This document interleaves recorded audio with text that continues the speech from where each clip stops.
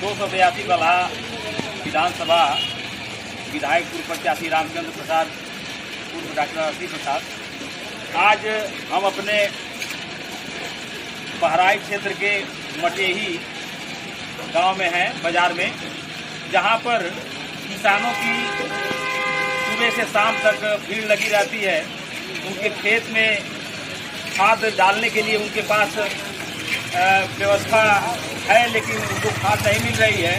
और यहाँ से जो दुकानदार लोग हैं, बताया जा रहा है, लोग बता रहे हैं कि जो भी खादें आ रही हैं वो ब्लैक में बेच रहे हैं, 500-600 रुपया की रेट में बेच रहे हैं। और खाद टोटल नेपाल को जा रही है, चाहे जहाँ भी जा रही हो, लेकिन किसानों को उचित मूल्य पर खाद नहीं मिल पा रही है।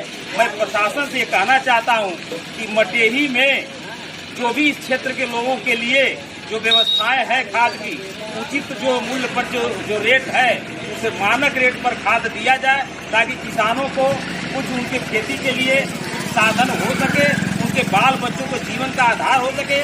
क्योंकि किसानों का आधार और कुछ नहीं है। ये इस सरकार में ऐसे तो सब लोग परेशान है, लेकिन किसान जहाँ तक उसकी स्थिति है, बुरे हालत में भी वो खड़ा रहता है। किसान हर समाज के लिए, हर लोगों के लिए, अपने देश के लिए। इसलिए मैं चाहूँगा किसानों का अनहित नहीं होना चाहिए और किसानों को खाद मिलनी चाहिए।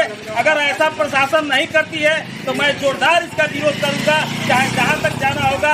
पूरे इस क्षेत्र के लोगों को मैं जाऊँगा और प्रशासन को मैं कह रहा हूँ कि आप आ करके और इस स्थिति को देखें और किसानों को खाद दिलाने का काम करें। उग्र स्थिति में जब आ जाएगी तो आप संभाल नहीं पाएंगे।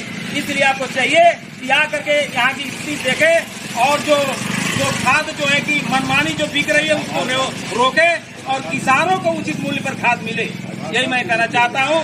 और डीओ साहब से बात हुई थी, उन्होंने कहा था कि नेताजी खाद मैं अब जो आधार पर जो मिल रहा था वो आधार पर नहीं दिया जाएगा।